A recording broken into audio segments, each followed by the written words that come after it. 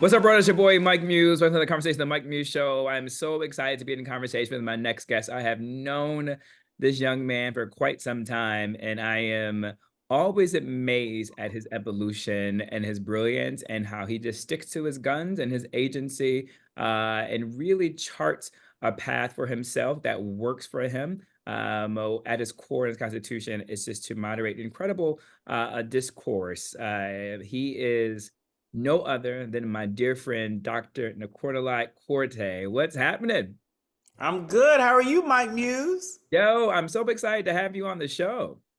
Well, I'm so excited to be here on the Mike Muse Show. You know, this is the place to be at the intersection of politics and culture. You are hilarious, man. I'm so excited for this new book that you have written, Kamala, the Motherland, and Me. How are you feeling about that? I am so excited about it. Writing a book is a very solitary process um, Mhm. and a very reflective process. And so the idea of being able to share this story with the masses, to commit it to the written page. And, everywhere I go, there are people that will stop me and say, wait a minute, aren't you the author of that Kamala book? And I'll say, yes. And it's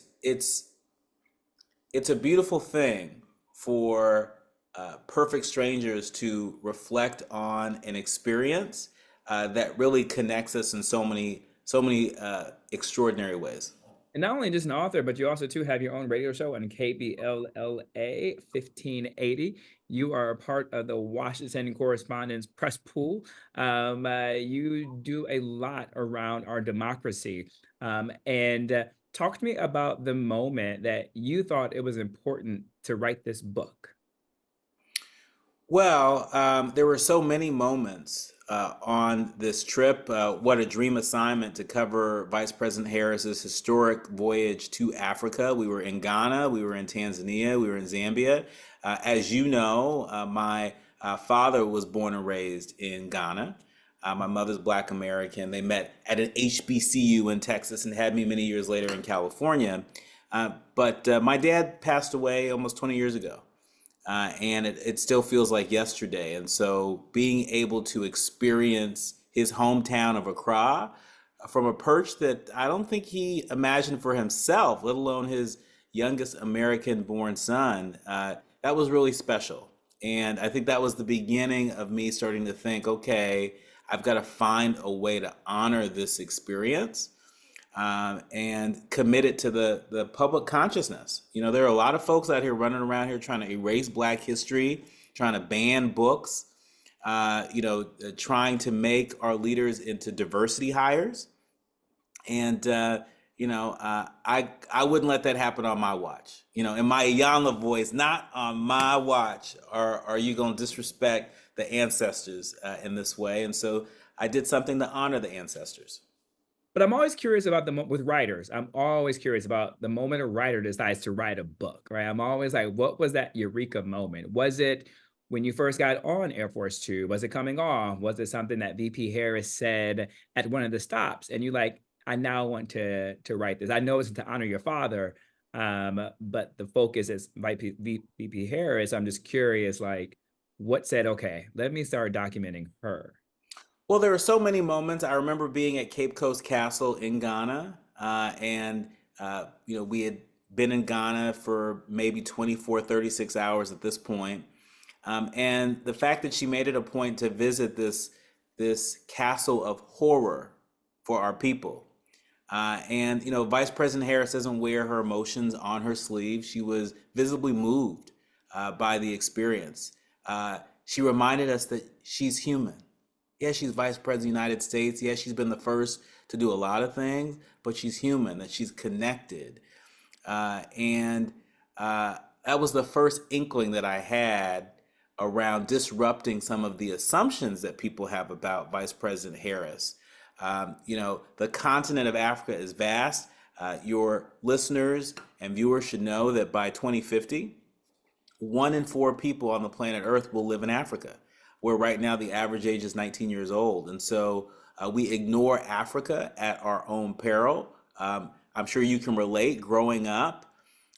Our experience of the continent is probably different from a lot of our Black American friends who may be less familiar, who may not be able to draw a direct line to a particular country on the continent. And so, for all of those reasons, I felt like every part of me was invested in this story. And as people read Kamala, the Motherland, and Me, I'm the me.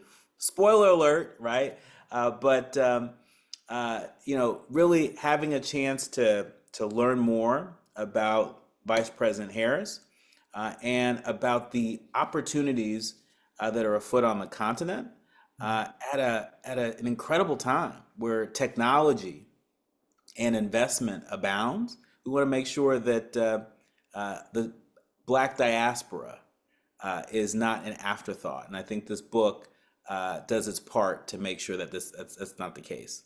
Take us a little bit onto that aspect. I want to lean into that just a little bit more because since this visit to the continent with Vice President Harris and yourself and her delegation, there has been a state visit and a state dinner with Kenya. And so the Biden-Harris administration seemingly seems to be interested in making key investments in that. What type of like geopolitical like policies was being discussed that you were covering? I'll be curious to see how the Biden-Harris administration was thinking about it at the time to exactly where we got with the Kenyan state visit to where we are right now, because that is such a big conversation right now in terms of what is the U.S. role on the continent. Well, I'm so glad that you brought that up, Mike, because AGOA, the African Growth and Opportunity Act, which has been very critical in terms of incentivizing good governance across the continent, respect for human rights across the continent, steady investment and growth of African markets. AGOA is up for reauthorization in September 2025, right? And so whoever occupies the White House, whoever controls Congress will play an outsized role in possibly supercharging the economies across Africa and therefore supercharging the global economy. The New York Times reported a few weeks ago that over 300,000 tons of copper was found in Zambia. Why should people care that 300,000 tons of copper was found in Africa? Well, copper is one of those essential minerals. And so if you own a cell phone or if you drive an electric car, if you are tracking investments in manufacturing, investments that will lead the future, then you know that these essential minerals are important. And so while on the continent, VP Harris brought a lot of attention to the issue of digital inclusion. I didn't know this before the trip, that 2/3 of folks who have access to the internet on the continent are men, not women. Right. And so when we're having this conversation about supercharging economies across the continent, we know that, as long as any nation has women on the sidelines and not in the marketplace, not a part of the economy, that those nations are not going to fare so well. So this vice president, she understands that. She also understands that all the work that's afoot on the continent addressing the global threat of climate change, right? I mean, we were in Panuka Farms in Zambia where they're using AI-powered technology to combat the effects of climate change on their harvest. That is incredible, right? And so as much as there's so much that we can do together with our partners in Africa, there's still so much we can learn from our partners in Africa. And that's the difference it makes when you have a leader that is connected to the diaspora, that is in community, and is knowledgeable about the fact versus the fiction on the continent. How do you see the reconciliation with that digital disparity gap between the men and the women versus something really interesting you just mentioned in terms of agriculture and the use of like AI products, right? Is there a disconnect in terms of who has access to that technology, who has access to the farming? Do you see the females tending the farms that still male dominated within that particular area that you guys were in? Well, it's interesting. At Panuka Farms, I actually saw a lot of women that were working the farm, right? But I think the question is around, is there opportunity for women to go from working the farm to running the farm, to owning the farm, right? And how these women get trained in terms of the use of that technology? I think these are all very, very, very important questions. I don't, pretend to know sort of the gender makeup on farms across the southern region of the continent or other areas of the continent, but I know that the continent is ripe with opportunity Mhm. to support women, to support farmers, to support folks that are in big cities, to give young people a brighter future, something to look forward to. And I just want to make the point here, Mike, that what I observed, that the people across the continent where we were located, part of what I observed that they most desire, their hopes and their dreams, are not radically different from the hopes and dreams of our brothers and sisters in Georgia, in South Carolina, in Chicago, in other parts of this country, right? And so sometimes I think folks have a very outdated and quite frankly inaccurate view of Africa. In fact, Mike, in the book, I tell the story about my dad when he was in college. Um, uh, he went to Texas College in Tyler, Texas. That's where he met my mom. And he was in Spent his dorm. time in Tyler. What's that? I spent time in Tyler. Oh my goodness, look at us connected that Yeah. way. That's so cool. That's so cool. So he's in his dorm room, and his friends come rushing up to his door. They're banging on his door, and they say, "Joe, my father's name is Joseph. Joe, your people are on TV. Your people are on TV. This is my people are on TV." And they all go rushing down to the student lounge, and right there in 1970, on a black and white television, Tarzan and Jane. Even at a historically black college in the South, for some, that was their view, their idea of what life was like in Africa. And so, cut to spring 2023, aboard Air Force Two with another proud HBCU alum, Vice President Kamala Harris, headed back to the continent to turn the page and to give people a different view of the continent ripe with opportunity. I know you mentioned in the book about human rights, because you just mentioned very similar to the things that Black people with the diaspora, like in Georgia, you mentioned, are having the same dreams, aspiration. Talk to us and some about the human rights challenges that possibly prevent that going forward in order to obtain and to live out that dream. And how did Vice President Harris address that, like on this trip? Well, more broadly, she really called attention to some of the challenges that have been reported on since that trip around democratic backsliding.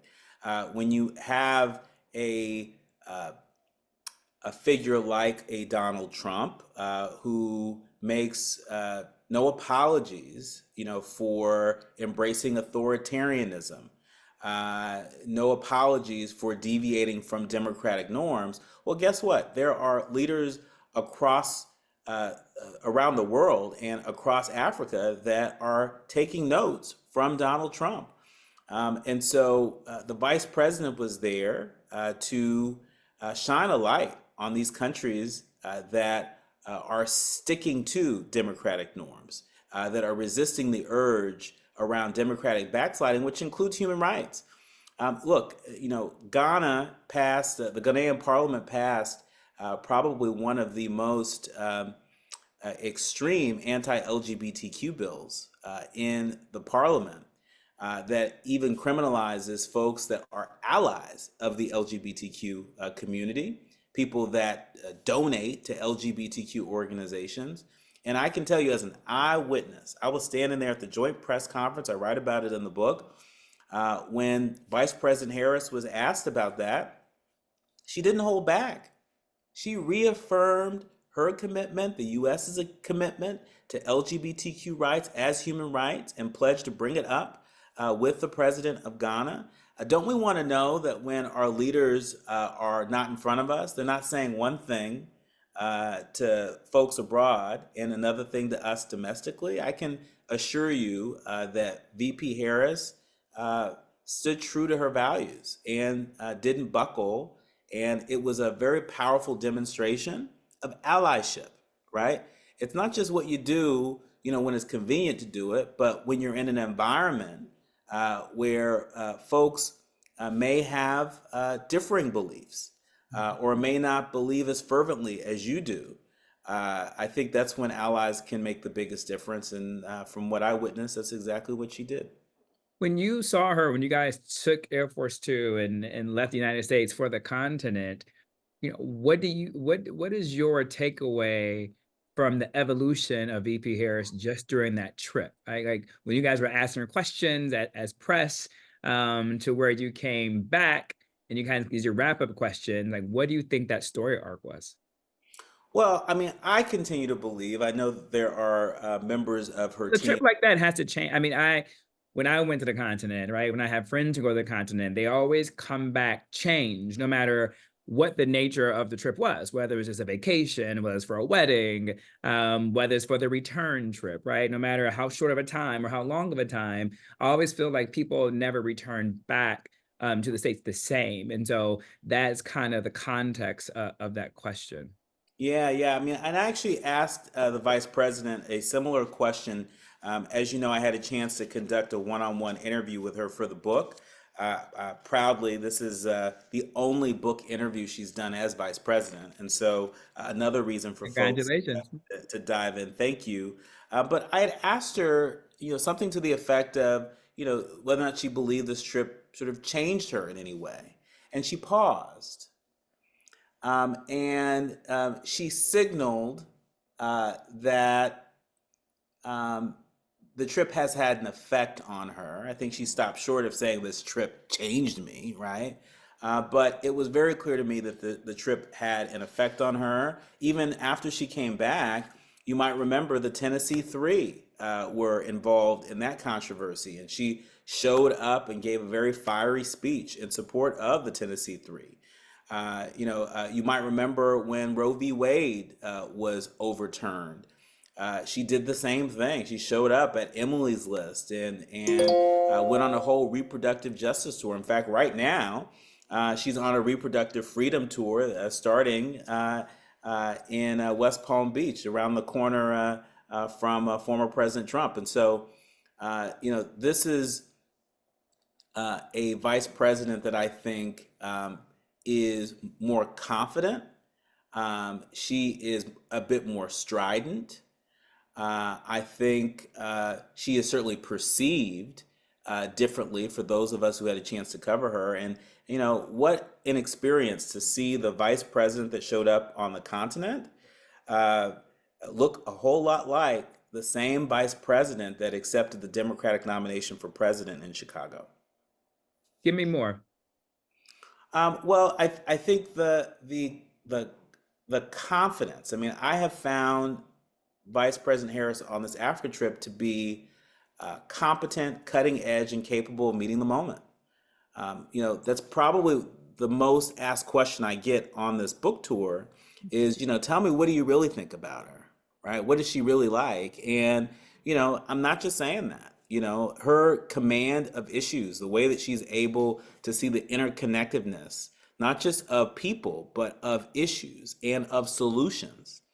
Her willingness to stray from the status quo. She's not so wedded to doing things the same old way. If there's another way to do it, if there's a better way to do it, right? And in terms of meeting the moment, I mean, my goodness, when's the last time we saw a candidate for president, sort of assemble a campaign in weeks and really offer America an opportunity to unite like we haven't seen before. I mean, my goodness, since, the advent of the MAGA movement, for example, so many of our fellow Americans have almost been at each other's throats, right? And so to see folks like John McCain's son, throwing his support, registering as a Democrat and supporting Kamala Harris, to see Republicans that served George W. Bush and Romney and McCain sort of uniting behind her, Nikki Haley voters who had been left out in the wilderness, throwing their support behind Harris. On Sunday,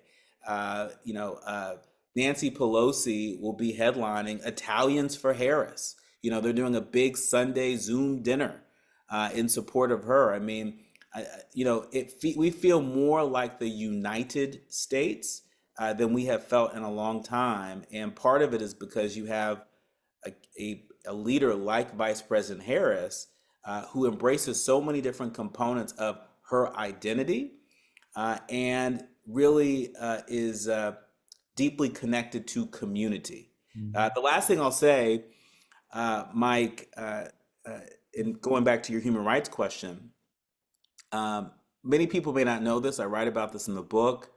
Jim Rivaldo was Vice President Harris's first campaign manager.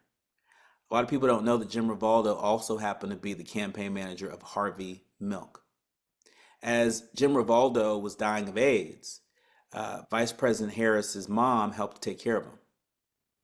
And so it's, again, it's one thing when people just sort of, talk about their support. It's another thing when they demonstrate that support. And I think that same connection to community has become the glue for the Harris Walls Unity Coalition. So having been on this part of this incredible trip and experience and seeing the vice president up close and personal in action, traveling in different countries, noticing some of the issues that are there, what are some of the top two or three issues that you would like to see if Vice President Harris is elected to be president to focus on within the continent?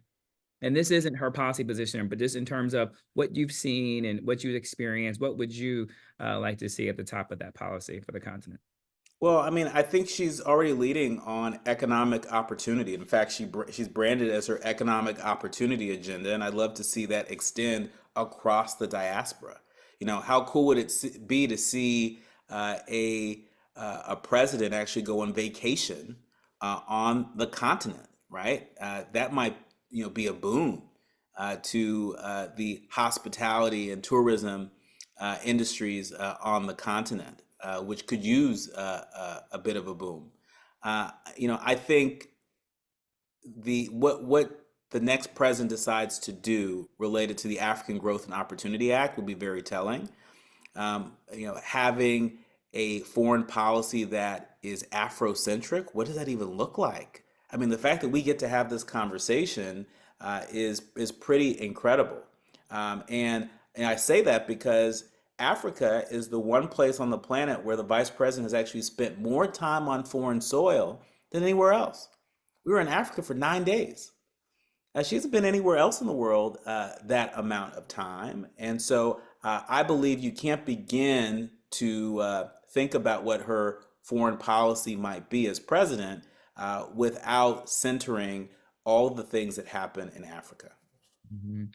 As we close, we started to talk about your father in this. I'm just curious when you got off Air Force Two. Um, Talk to me more about that feeling of connectivity with your father and his homeland. My dad always wanted me to be a lawyer. And boy, have I strayed from that. I work with some good lawyers, but he always wanted me to be a lawyer. But even more than that, he always fed my curiosity. I had the kind of dad that would call me in from playing outside and say, "Son, you need to watch this on C-SPAN." The kind of dad that took me to public lectures at UC Berkeley. I get a little weepy when I think about it. The fact that um, all of that was not for naught. That all of that has really helped to shape the leader I've become, the author that I've become, the human that I've become.